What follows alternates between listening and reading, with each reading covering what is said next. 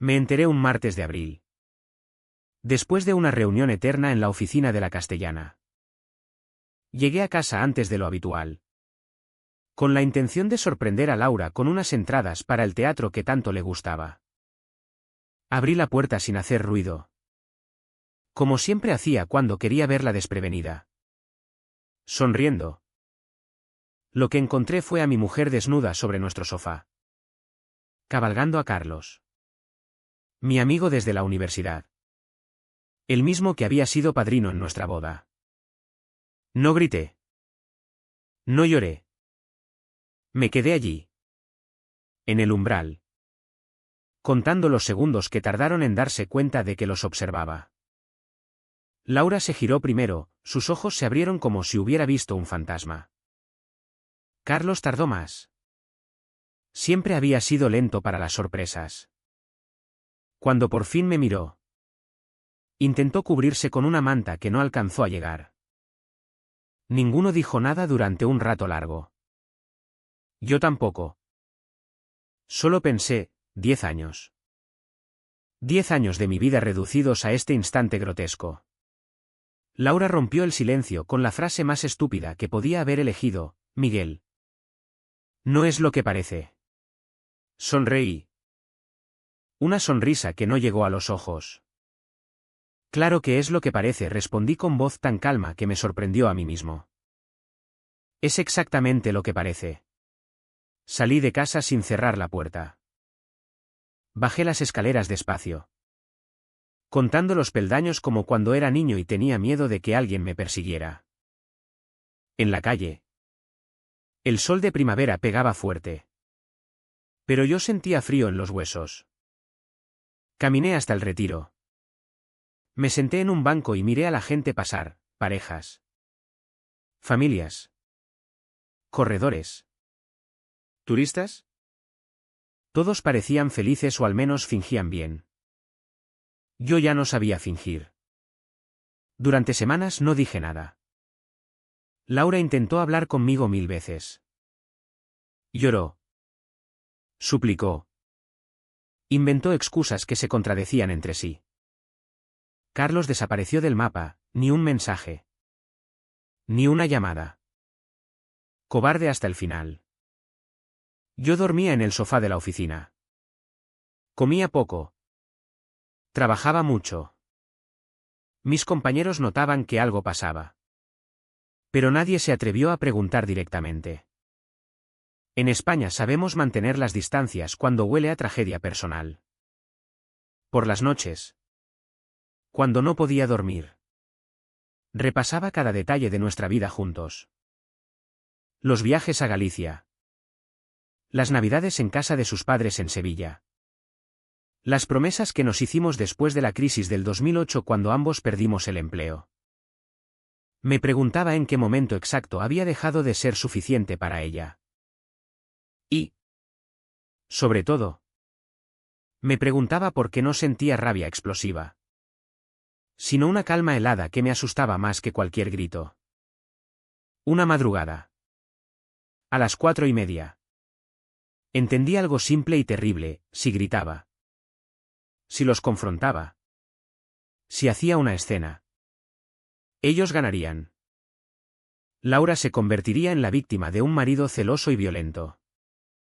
Carlos en el amigo traicionado por un loco posesivo.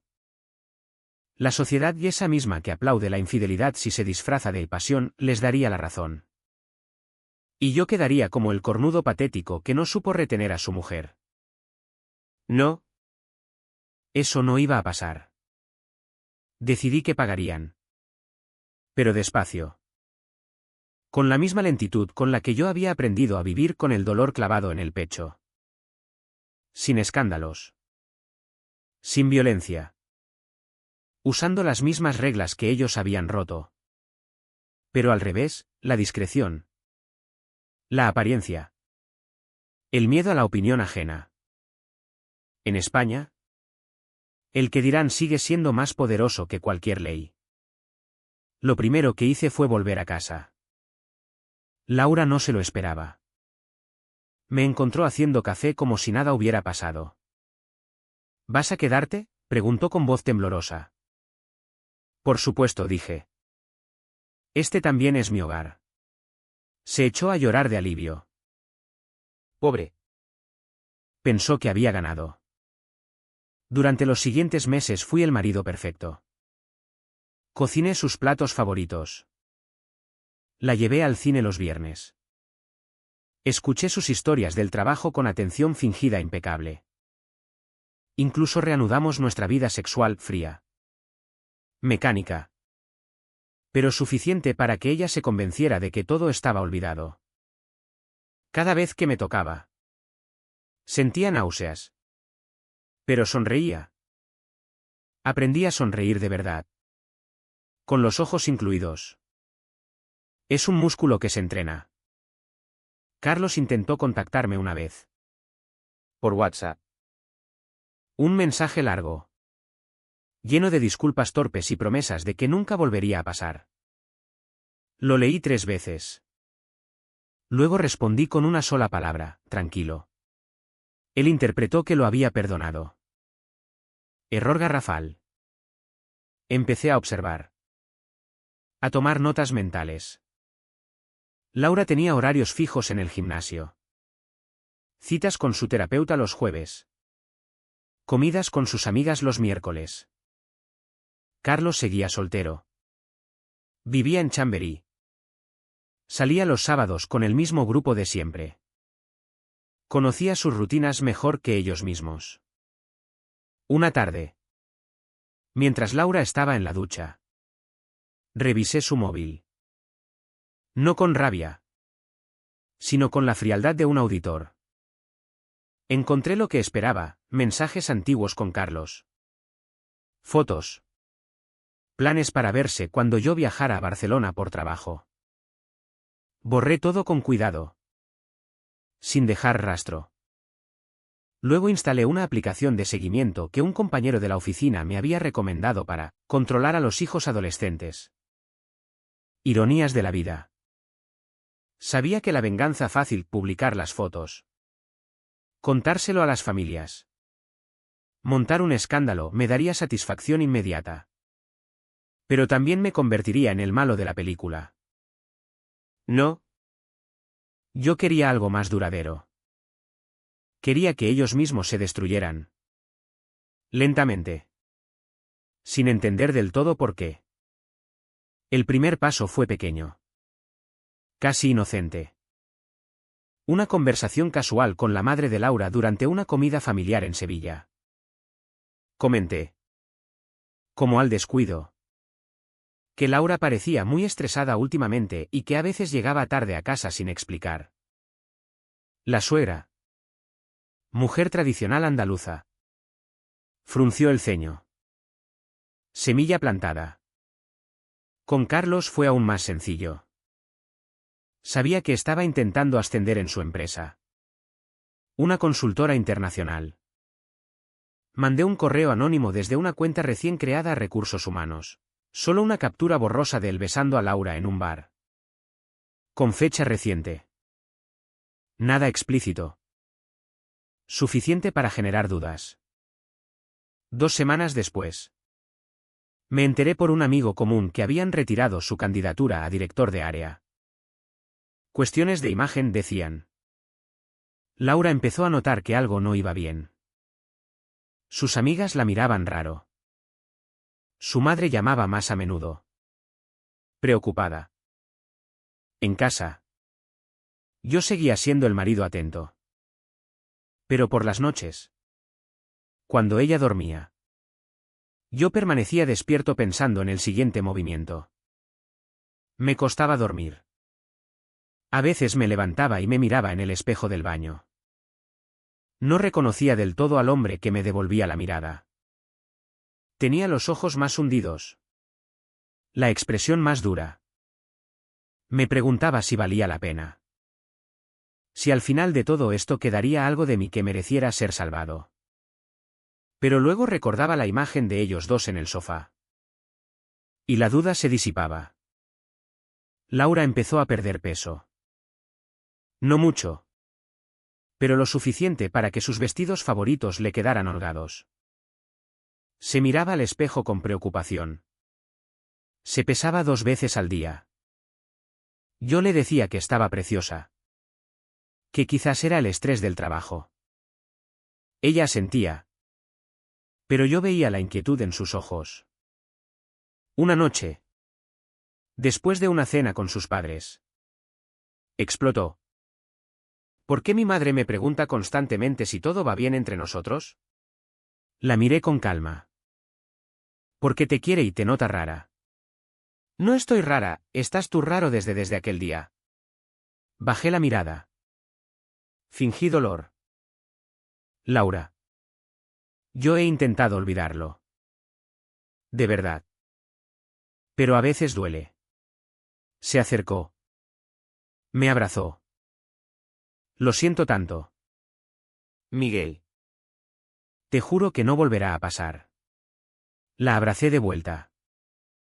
Sentí su corazón latiendo rápido contra mi pecho. Pensé, ya es tarde para juramentos. El segundo paso fue más arriesgado. Necesitaba que Carlos cometiera un error visible. Sabía que seguía viendo a otras mujeres, siempre había sido así. Pero ahora con más ansiedad. Como si quisiera borrar el recuerdo de Laura.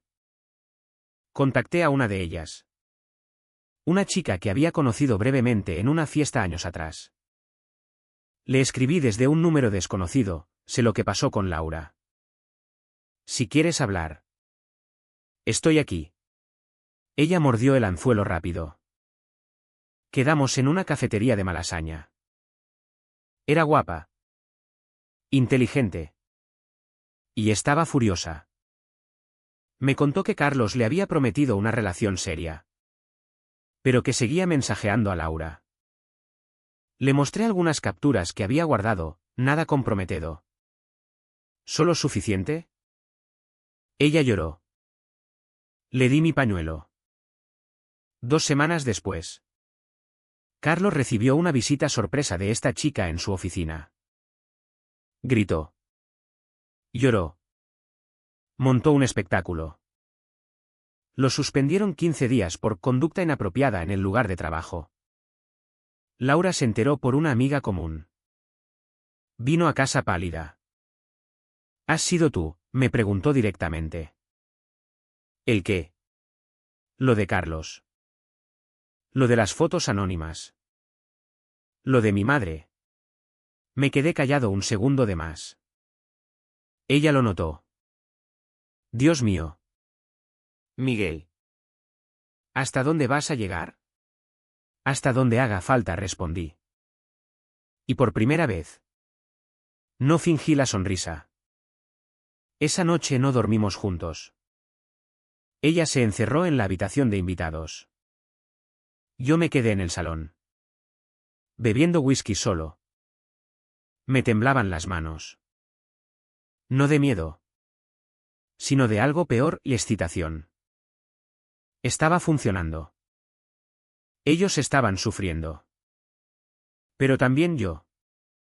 Cada paso me alejaba más del hombre que había sido. Al día siguiente. Laura intentó marcharse. Hizo la maleta con rabia. Llorando. La dejé. No la retuve. Cuando estaba en la puerta. Le dije con voz tranquila. Si te vas ahora. Todo el mundo sabrá exactamente por qué. Se detuvo. ¿Me estás amenazando? No. Solo te informo de las consecuencias. Cerró la maleta despacio y la dejó en el suelo. Se quedó.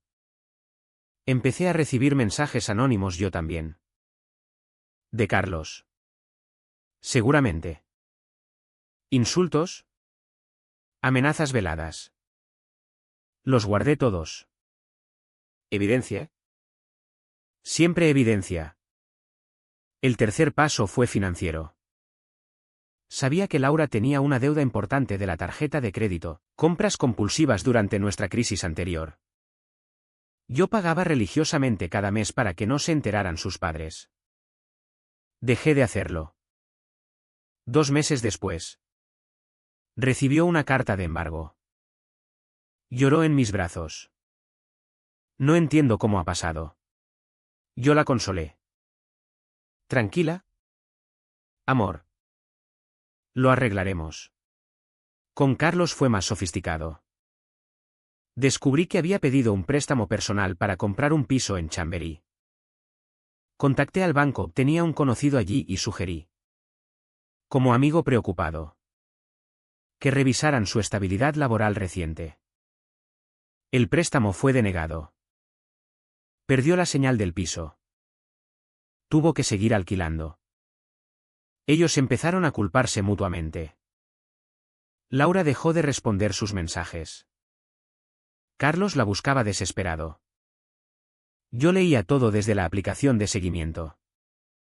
Era como ver una película en cámara lenta de su propia destrucción. Pero también veía la mía. Mis compañeros notaban que llegaba tarde. Que bebía más.